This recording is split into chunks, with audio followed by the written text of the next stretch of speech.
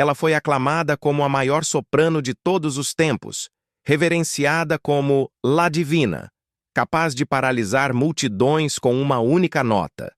Mas por trás da perfeição no palco, havia uma vida marcada por segredos sombrios, paixões destrutivas e escolhas que a afastaram da glória e a levaram a um fim que poucos conhecem.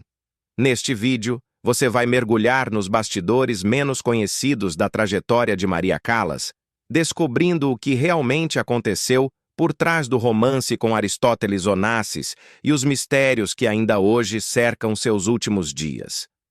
Há fatos que foram silenciados por décadas, revelações íntimas que vieram à tona apenas após sua morte e episódios que mostram uma Callas que o público jamais conheceu. Antes de continuarmos, já se inscreve no canal e deixa o seu gostei. Isso é essencial para que o YouTube entenda que você valoriza conteúdos mais profundos, com histórias reais, impactantes e muitas vezes ocultas pela mídia tradicional. Se você puder, apoie ainda mais o canal com um Super Thanks. Isso nos permite continuar trazendo investigações e histórias raras como essa. Mas se não puder, só de comentar aqui embaixo qual detalhe mais te deixou intrigado já faz toda a diferença. Assista até o final, porque há uma revelação que mudará completamente a maneira como você vê Maria Callas. E acredite, você não vai querer perder isso. Maria Ana Cecília Sofia veio ao mundo em 2 de dezembro de 1923, no Flower Hospital, em Nova York. Filha de imigrantes gregos que haviam fugido da pobreza da Europa em busca do sonho americano. Mas esse sonho rapidamente se desfez. Seu pai, George Kalogeropoulos, um homem orgulhoso e de espírito prático, trabalhava como farmacêutico. Já sua mãe, Evangelia Dimitriadou, conhecida como Litsa, tinha ambições que iam muito além do balcão de uma farmácia. Ela sonhava com luxo, status e reconhecimento social. A chegada aos Estados Unidos, no entanto, trouxe apenas dificuldades econômicas, um casamento frio e o luto que marcaria para sempre a dinâmica familiar. Antes de Maria nascer, Litsa havia dado à luz um menino, Vassilis, que morreu ainda bebê. A dor dessa perda a transformou em uma mulher amarga, distante e obcecada por recuperar de alguma forma aquilo que o destino lhe roubara. Quando ficou grávida novamente, esperava desesperadamente por outro menino. Mas o destino, mais uma vez, desafiou suas expectativas.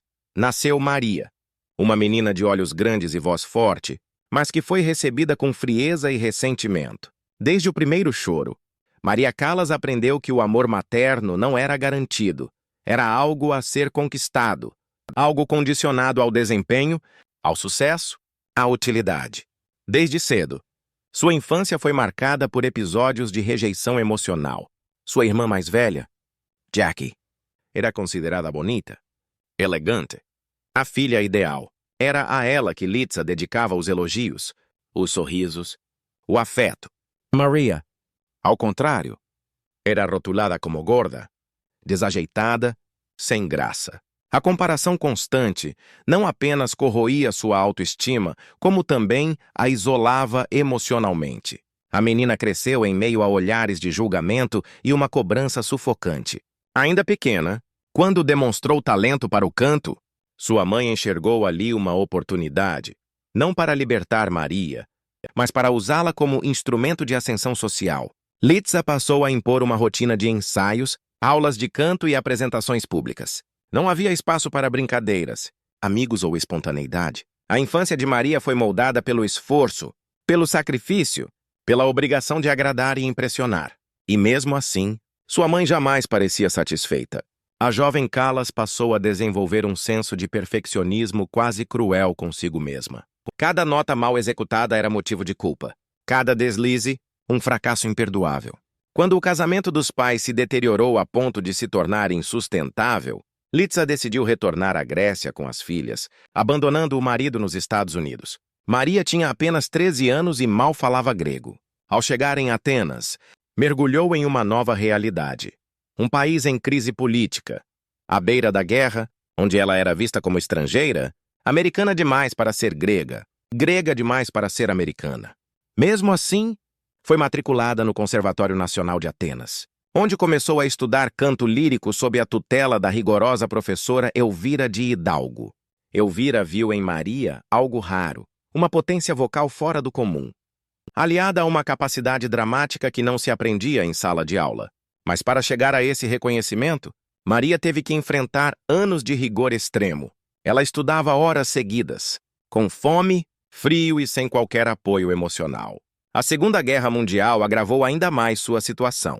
Em meio a bombardeios, ocupações e escassez de comida, Maria continuava a cantar, como se a música fosse seu único abrigo.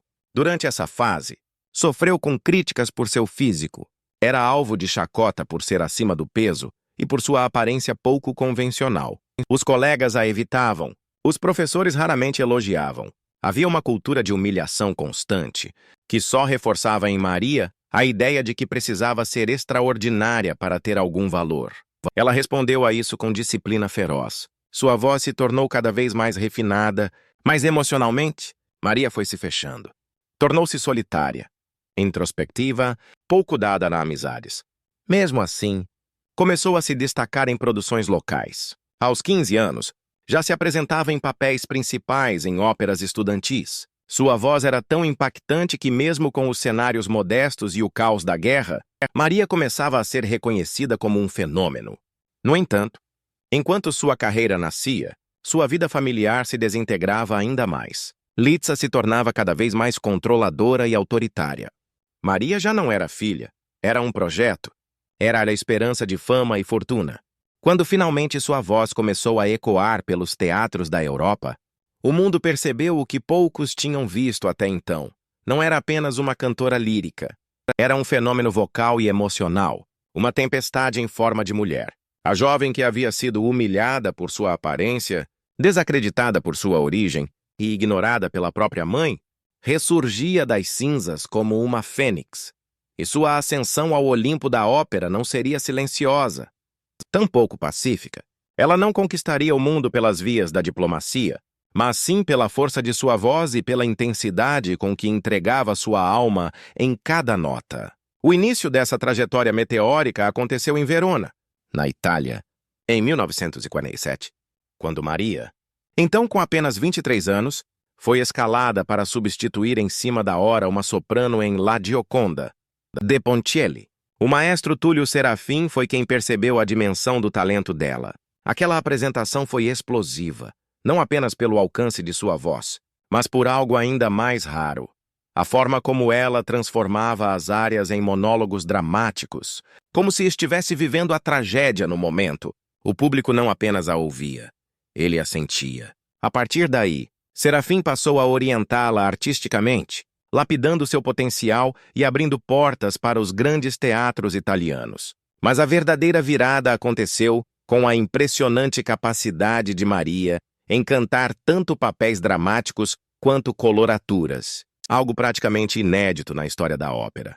Essa façanha ficou marcada quando, em um intervalo de poucos dias, ela interpretou com perfeição Brunhilde, de Wagner, e Elvira, de Bellini, duas personagens radicalmente diferentes em estilo e exigência vocal.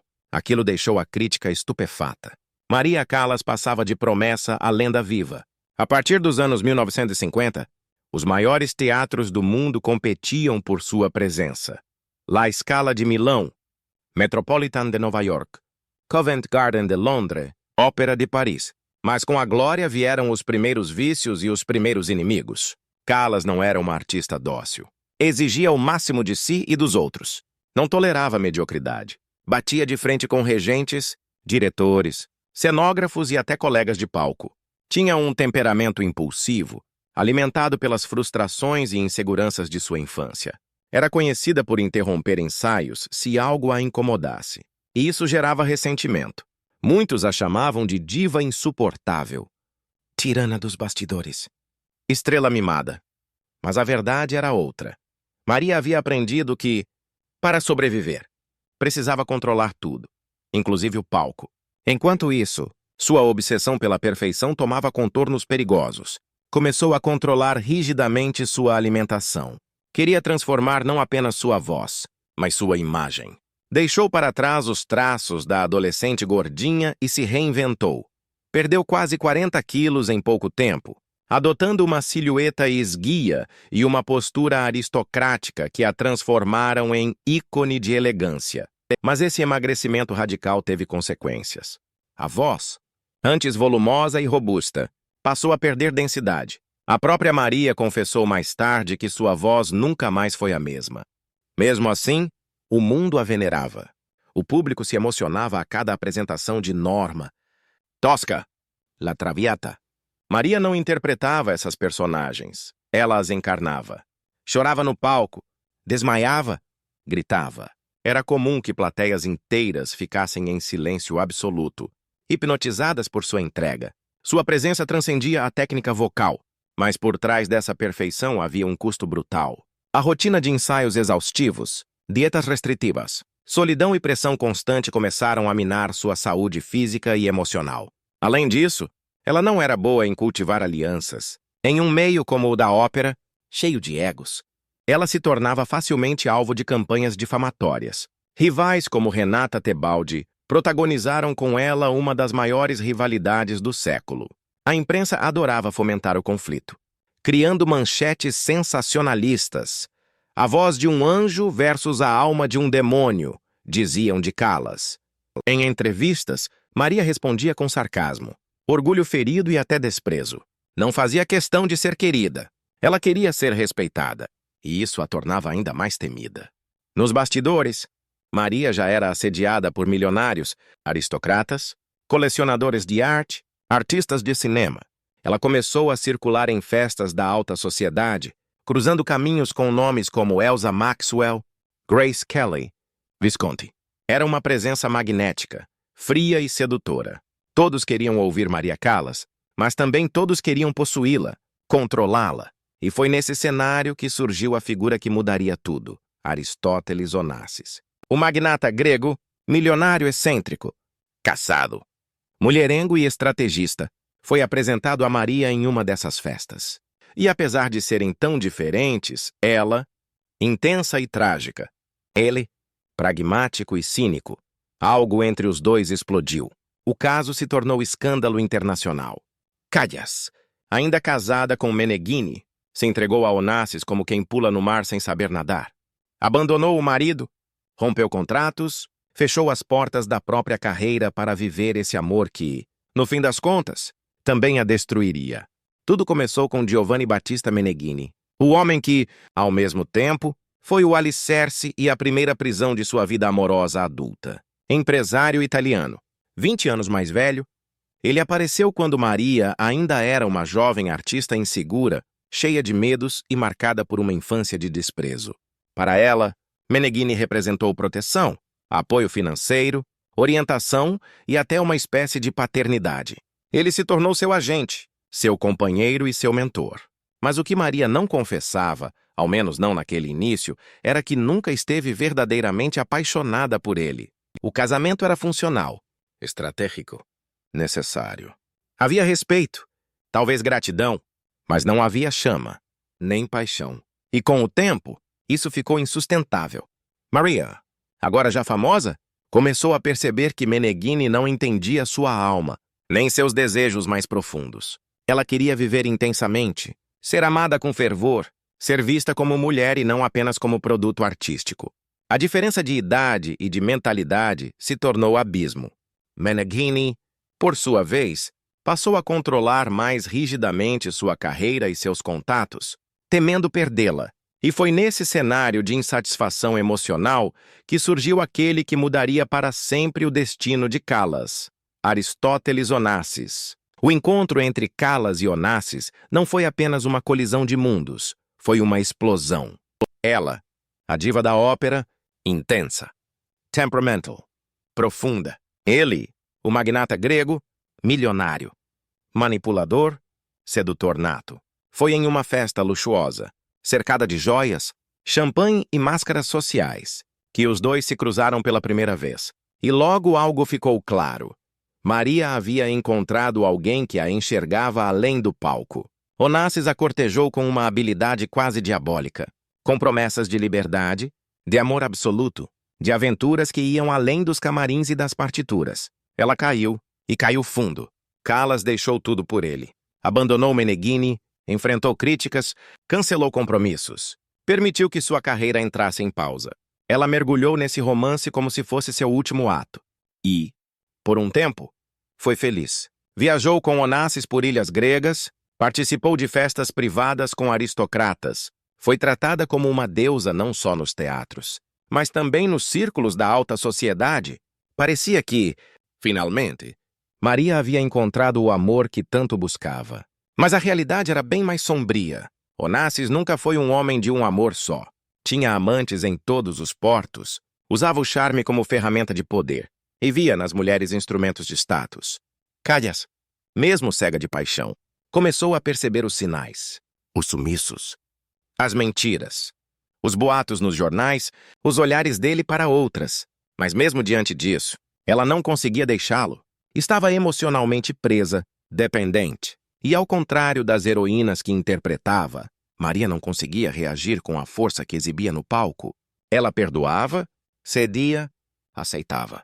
No fundo, acreditava que um dia ele mudaria por ela. Esse relacionamento tumultuado consumiu anos preciosos da vida de Callas. E, ainda assim, ela nunca recebeu dele o que mais desejava: compromisso. Onassis sempre evitou falar em casamento. Sempre dava desculpas. Desviava. Prometia que um dia.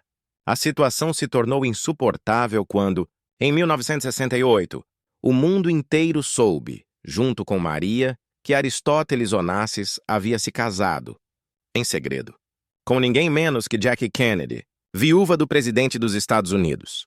Para Maria, foi um golpe mortal. Humilhada diante do mundo, traída não só como mulher, mas como ser humano, ela mergulhou em uma depressão silenciosa. Chegou a se isolar completamente, evitando eventos, amigos e até a música.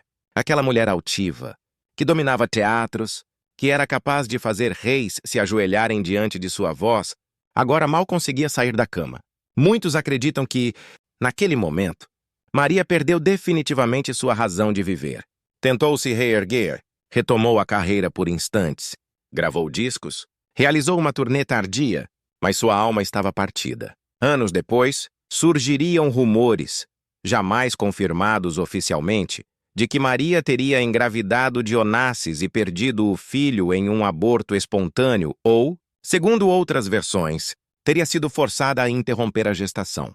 Esses boatos, envoltos em mistério e negações, alimentaram ainda mais a aura trágica que envolvia sua figura. Se eram verdadeiros ou não, jamais saberemos. Após sua fase mais gloriosa, a vida de Maria começou a ser marcada por revelações polêmicas, desilusões amargas e um declínio público que escancarou a fragilidade por trás da grandeza. A mesma mulher que encantava plateias inteiras com um único gesto, agora enfrentava o julgamento da imprensa, do público e, acima de tudo, dela mesma. Essa fase de sua vida não é apenas uma história de decadência, mas de resistência silenciosa, de verdades não ditas e de feridas que nunca cicatrizaram. Tudo começou com mudanças sutis. Sua voz, antes poderosa e inabalável, começou a apresentar sinais de desgaste. Os críticos, que antes a veneravam, começaram a notar que sua técnica já não era a mesma, que havia instabilidade, notas inseguras, uma certa tensão em agudos que antes pareciam fáceis. Alguns sugeriram que fosse por conta da perda de peso radical que ela enfrentou no auge da fama, enquanto outros apostavam em razões emocionais, afirmando que a instabilidade em sua vida pessoal afetava diretamente sua performance. Mas Maria, sempre orgulhosa, evitava explicações. Preferia o silêncio ao invés de admitir qualquer fraqueza. Porém, os boatos não paravam. Comentava-se que Callas tomava medicamentos para dormir, para controlar a ansiedade, e até que usava substâncias para manter o peso e a energia. Ninguém sabia ao certo o que era verdade ou não, mas o mistério alimentava ainda mais os jornais de fofoca e as conversas de bastidores. A imprensa começou a construir uma narrativa perigosa, a da diva em declínio, e Maria sentia tudo isso como uma punhalada. Afinal, ela sempre foi uma mulher de controle absoluto, de perfeição meticulosa. Ver sua imagem ser desmontada publicamente era mais do que doloroso. Era cruel. E foi justamente nesse momento de fragilidade que algumas entrevistas vieram à tona. mudando para sempre a maneira como o público a via. Em uma rara conversa com um jornalista francês, Maria afirmou, com uma sinceridade quase chocante, que teria sacrificado a própria felicidade em nome de uma carreira que, no fim, não lhe devolveu nada. Essa declaração causou polêmica imediata. Muitos a interpretaram como ingratidão, como se ela estivesse rejeitando tudo o que havia conquistado.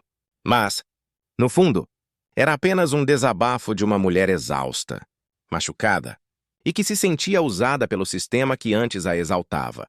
Outra declaração que ecoou com força foi quando, em um documentário nunca lançado oficialmente, Maria comentou, com amargura, que o mundo da música é um ambiente de tubarões, onde as vozes mais doces são devoradas pela vaidade e pelo dinheiro. Essa frase foi lida como uma crítica direta a colegas de profissão, empresários e até a algumas instituições que ela mesma havia ajudado a tornar famosas. E mais, Callas chegou a sugerir, de maneira velada, que certas cantoras haviam ganhado espaço mais por suas conexões do que por talento, o que reacendeu antigas rivalidades, especialmente com Renata Tebaldi, sua grande rival dos palcos. As comparações entre as duas sempre foram intensas, alimentadas pela imprensa e por fãs apaixonados. Enquanto Tebaldi era vista como a voz angelical e diplomática, Callas era o vulcão imprevisível, a artista completa. Em determinado momento, quando perguntaram a ela se Tebaldi era sua rival, Maria respondeu, ironicamente, que comparar as duas era como comparar champanhe com Coca-Cola. A frase, embora espirituosa, foi vista como arrogante e ajudou a reforçar sua imagem de diva temperamental. Anos mais tarde, ela afirmaria que se arrependia do comentário, mas que havia sido provocada por repórteres mal-intencionados. Outras polêmicas vieram à tona após sua morte, quando cartas e gravações íntimas foram vazadas. Algumas mostravam um lado mais sombrio de sua personalidade, ciumenta, controladora, emocionalmente dependente de Onassis a ponto de escrever dezenas de cartas que jamais foram respondidas. Em uma delas, Maria dizia, não sei mais onde me perdi. Tudo o que fiz foi amar com intensidade. Por que isso me destruiu? Essas palavras, cruéis em sua honestidade, mostravam uma mulher em conflito constante consigo mesma, que os holofotes esconderam por muito tempo. Também surgiram rumores sobre possíveis tentativas de suicídio, embora nunca confirmadas por fontes oficiais. Amigos próximos afirmaram que Maria passava por longos períodos de depressão profunda e que havia perdido completamente o apetite pela vida. O declínio não era só vocal, era existencial. A mulher que, em outros tempos, iluminava teatros inteiros, agora vivia entre sombras, tanto físicas quanto emocionais. Ao longo dos últimos anos de sua vida, Maria Callas viveu como uma sombra da mulher gloriosa que um dia fora. Aclamada como La Divina, reverenciada por multidões e adorada por amantes e rivais, ela experimentou a solidão de forma tão brutal quanto arrebatadora havia sido sua carreira. Não houve grandes escândalos finais, nem um adeus dramático nos palcos, apenas o silêncio, o esquecimento e uma lenta descida a um mundo que ela mesma não reconhecia mais. O isolamento em que Maria se afundou não foi apenas físico, mas emocional, mental e espiritual. A mulher que dominava os palcos do mundo inteiro agora mal abria as cortinas de seu apartamento em Paris. Vivia entre memórias, gravatas antigas de Onassis, cartas jamais respondidas, partituras espalhadas e o som de suas próprias gravações, que ouvia como se procurasse uma parte de si mesma que já não estava mais ali. A solidão de Maria Callas era densa e quase palpável. Mesmo cercada de luxo, ela habitava um espaço onde ninguém mais entrava. Após a morte de Aristóteles Onassis, em 1975, Maria mergulhou ainda mais em seu luto pessoal. Ainda que ele a tivesse abandonado cruelmente anos antes, casando-se com Jack Kennedy e rompendo um relacionamento que para ela era quase sagrado, a morte dele a devastou. Ela dizia que era como perder algo que já não se tinha, mas que ainda se sentia todos os dias.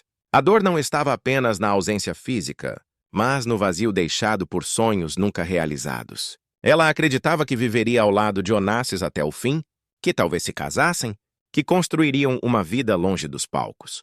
No fim, tudo foi uma ilusão. Após essa perda definitiva, Maria se isolou quase por completo. Parou de receber visitas. Recusava convites. entrevistas e aparições públicas. Poucos amigos tinham acesso a ela. Entre eles, a cantora e colega Vasudevetsi, com quem compartilhava conversas longas e silenciosas sobre tudo o que havia ficado para trás. Vasu foi testemunha da degradação emocional de Maria, da forma como ela passava horas sem dizer uma palavra, olhando pela janela ou folheando álbuns de fotos antigas. Havia uma tristeza profunda em seus olhos, como se ela carregasse uma culpa permanente por tudo o que não havia dado certo. A fragilidade física também começou a se acentuar. Emagrecida, com aparência pálida e cansada, Maria parecia alguém que havia desistido lentamente de lutar. Apesar de todo esse sofrimento, o público ainda a venerava. Suas gravações continuavam a vender, e jovens cantoras citavam Callas como inspiração. Mas ela não parecia se importar. Já não lia jornais.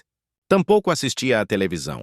Vivia no passado, cercada de relíquias, como se congelasse o tempo, num ponto em que ainda era a estrela suprema dos teatros mais imponentes da Europa. Ela rejeitava qualquer possibilidade de retorno. O palco já não era uma opção. Sua voz, que antes emocionava o mundo, agora soava enfraquecida, descontrolada, cheia de inseguranças. E isso a feria profundamente. Maria não aceitava ser mediana. Preferia o silêncio à imperfeição.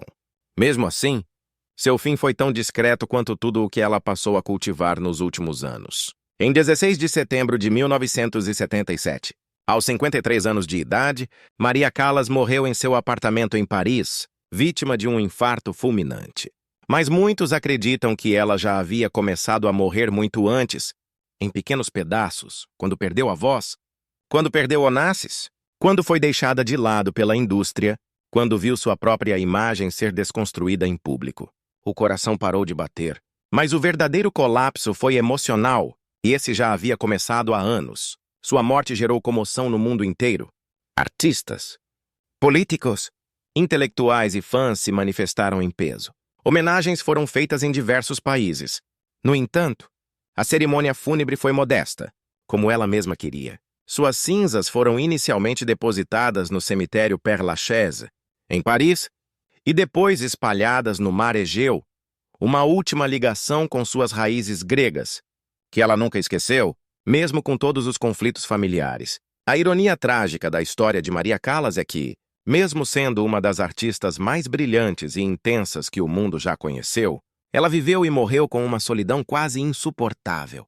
Ela foi amada, aplaudida, venerada, mas nunca verdadeiramente compreendida.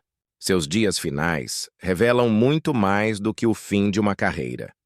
Mostram a complexidade de uma mulher que viveu entre extremos, entre o êxtase da arte e a dor do abandono. Maria Callas foi um mito.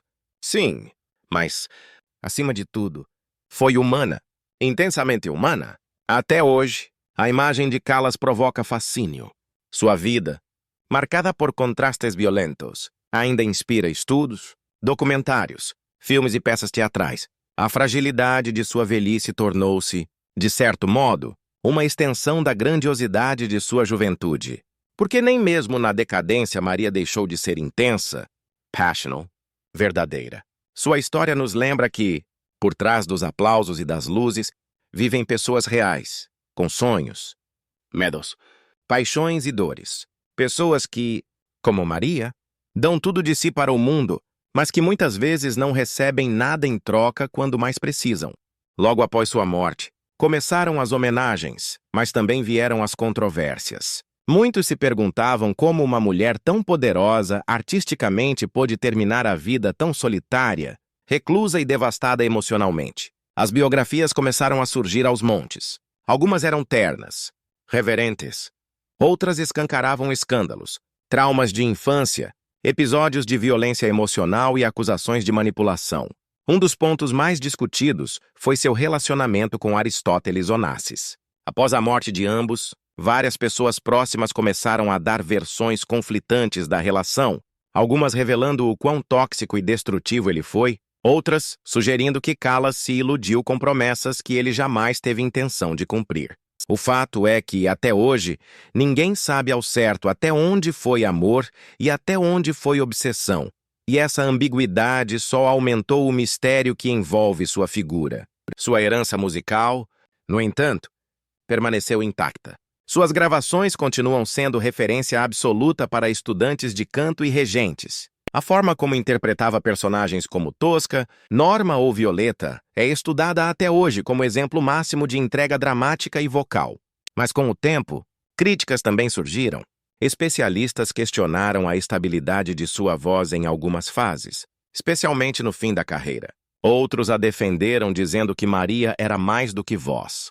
Era alma, era arte em carne viva. Essa discussão sobre a qualidade técnica versus a força interpretativa é um dos muitos legados vivos que ela deixou, dividindo opiniões, mas sempre provocando reflexão. Após sua morte, sua fortuna. Objetos pessoais e até mesmo suas cinzas foram alvo de disputas e decisões controversas. Sua casa em Paris virou ponto de peregrinação de fãs, enquanto peças de seu guarda-roupa, partituras e cartas começaram a ser leiloadas.